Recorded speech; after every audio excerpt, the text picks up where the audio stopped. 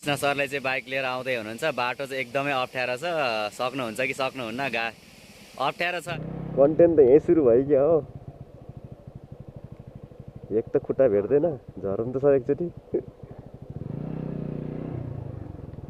के अरे वाल्टिङ जाने कताबाट हो?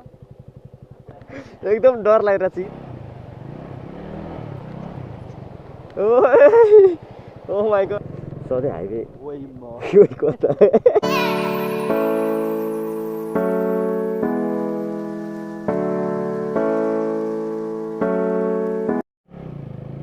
ओके, सो हामी चाहिँ अब मङ्गलटार आइपुगेछौँ अहिले है। अहिले मङ्गलटार आइपुग्यौँ हामी। अब यहाँबाट चाहिँ नेपाल थोकसम्म हामी पुग्नु परेन है। सो मैले कि नेपाल थोक भनेको थिएँ, तर त्यहाँसम्म पुग्नु परेन। अब यहाँबाट चाहिँ मङ्गलटारबाट राइट लिएपछि चाहिँ अब हामी लगभग यहाँबाट चाहिँ हो कि 20 देखि 21-25 कति किलोमिटरसम्म हुन्छ। पुरै अफरोडिङ हो है। अब अफरोडिङ पनि महा अफरोडिङ होला जस्तो छ आज है। अब मैले भ्याएसम्म मैले चलाउँछु, अनि अब मलाई गाह्रो भयो भने चाहिँ म के चलाइदिन्छु है। किनकि यस्तो ठाउँमा चाहिँ अब मेरो अनुभव चाहिँ राम्रो छैन है। राम्रो छँदै छैन भन्दा पनि केही फरक नपर्ला होइन। सो मेरो फर्स्ट अफरोडको एक्सपिरियन्स भनेको 3 धाराको हो। त्यसपछि लगायत अन्त ठाउँमाहरूमा त्यस्तै गइरह हो होइन। पोखरी गाउँ भयो, अस्ति भर्खरै गएको थिएँ।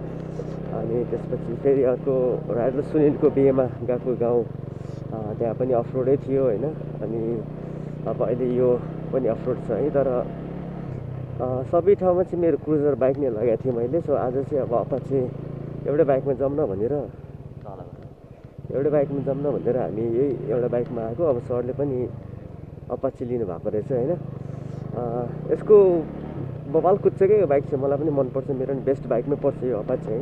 तर मैले पनि यस्तै बाइकहरू लिन्थेँ होला, तर मेरो चाहिँ हाइटले अलिकति भेट्दैन कि होइन। अनि भने ठाउँमा रोक्नु पऱ्यो भने खुट्टाले भेट्दैन।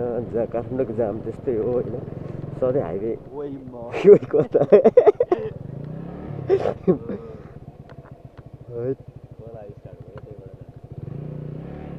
कन्टेन्ट त यहीँ सुरु भयो क्या हो। एक त खुट्टा भेट्दैन, झरौँ त सर एकचोटि।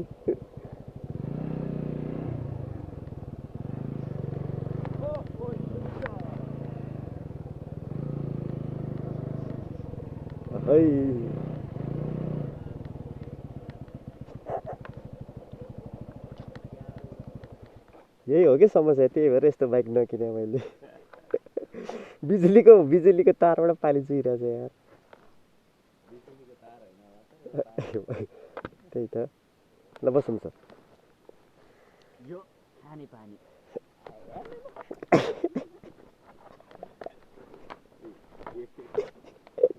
बाइक चलाउँदा चिप्लेको, त्यही भएर हो कि क्रुजर ठिक छ क्या मलाई। ल बसौँ सर, झ्याप्पै बसौँ। हाइट म्याटर्स है सर बाइक चलाउनु चाहिँ। त्यो डाँडा भन्दा नि माथितिर छ। कता? यो डाँडाबाट कति माथि छ? त्यही त तलै देखिन्छ त। हामी यताबाट जानु 20 किलोमिटर छ अरे नि त। बाटो चाहिँ एकदम कन्ट्रोल गर्नुपर्ने दुईवटा बाटो बनाएर त्यहाँ सोध्नुपर्ने हो अहिले। म के अरे वाल्टिङ जाने कताबाट हो? वाल्टिङ उता थियो है। अनि त्यो जोडिन्छ कि जोडिँदैन? त्यहीँ भेटिन्छ है। ए हजुर, खोला तर्नुपर्छ। धेरै ठुलो त छैन नि। ओके, धन्यवाद।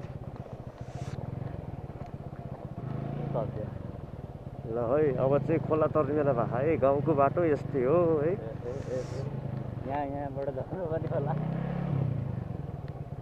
यहाँबाट हो त। अब यता चाहिँ बाटो बन्द छ अरे होइन। सो त्यही भएर यताबाट त्यहाँ पारि जानुपर्ने। अब यो बाइकमा त्यति युज टु छैन म होइन। कृष्ण सरले चाहिँ बाइक लिएर आउँदै हुनुहुन्छ। बाटो चाहिँ एकदमै अप्ठ्यारो छ।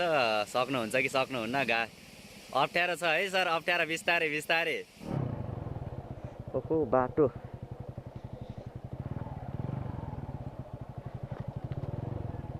राम बाटै छैन यार।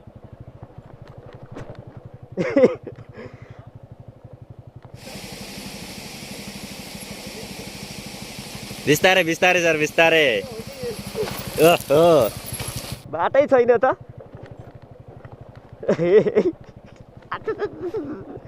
के हो कि यस्तो?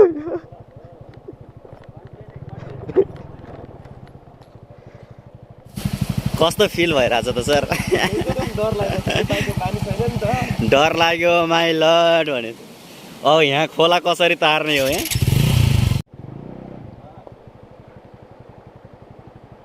बगाउँदैन नि। बगाउनु त बगाउँदैन, त्यहाँ खाल्टो होला है।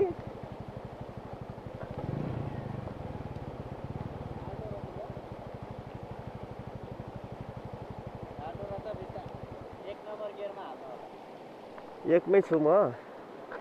जाने बाटो त यही त हो नि, अरू यहीँबाट जान्छ होला।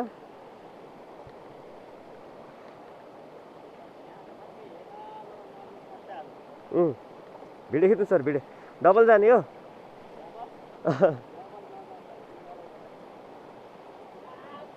ल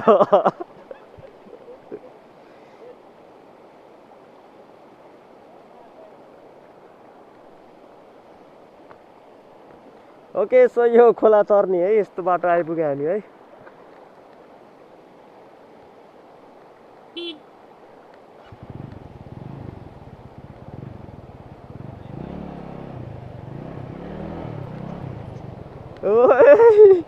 Oh my god, this is my first experience है खोलामा यसरी।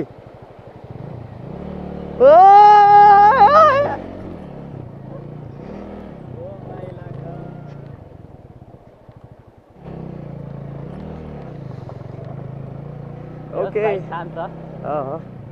सानो खोला आयो।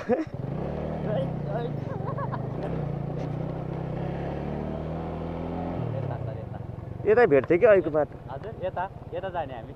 माथि हो। फेरि अघि खोलामा तल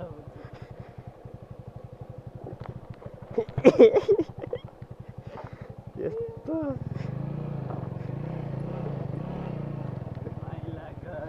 खुट्टा नभेटेपछि त टुडिखेल जत्रो चाहिन्छ कि। ओके, रमाइलो भइरहेछ है, कन्टेन्टै कन्टेन्ट भने जस्तो भइरहेछ होइन। भर्खरै हामीले खोला तर्यौँ है। खोला तर्न चाहिँ गाह्रै पर्छ कि, डट बाइक होइन नि त होइन। सो डट बाइक त हामीले चलाउन सक्दैन पनि है, भेट्दै भेट्दैन। ए बाइक त मलाई गाह्रो भइरहेछ चलाउनलाई है। ल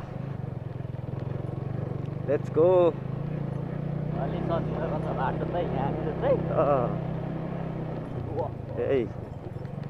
त्यही हो गाइज हामीले तरेको खोला।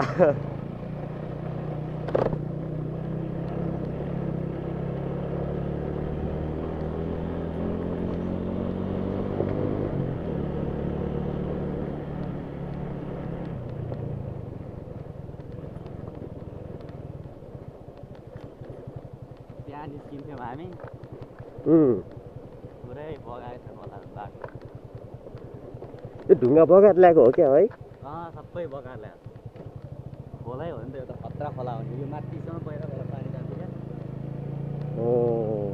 अनि यो बाटो यहाँ निस्किन्थ्यो। ए अच्छा, यो बाटो पो हो। ए त्यो बाटोबाट यहाँ आउने। यो बाटो बन्द भएको खोलाले। कत्रो कत्रो ढुङ्गा त आमै बगाएर ल्याएको है। अनि हामी काठमाडौँमा त्यति फोहोर बगाएर देख्दाखेरि कति खुसी हुन्छ यार। त्यो काठको मुढाइतिर त बगाएर ल्याउँदा क्या खुसी हुन्छ हामी। ओहो यस्तो बगाएर ल्यायो भनेर हेरौँ न। त्यही त कसैले ल्याएर त राखेको होइन यो ढुङ्गा। अलिकति चल्नु हुँदैन भने। मलाई त त्यो रामायणको पो याद आइरहेछ कि, त्यो ढुङ्गाको पुल बनाएको थियो नि क्या त्यो हनुमानले। त्यस्तो पो याद आइरह्यो क्या, चट्ट लगाएर ढुङ्गाको है। कसले पत्याउनु कि यो खोला देखेर अहिले त ल होइन। त्यही भने ढुङ्गा हेरेर थाहा पाइसक्यो कस्तो बाढी आउँछ भनेर। यो धारले पनि थाहा पाउँछ कि यो धार है, त्यहाँसम्म जान्छ होला कि यो खोला त।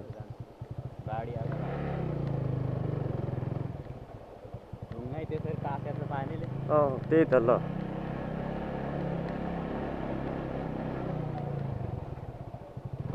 अब ठुलोको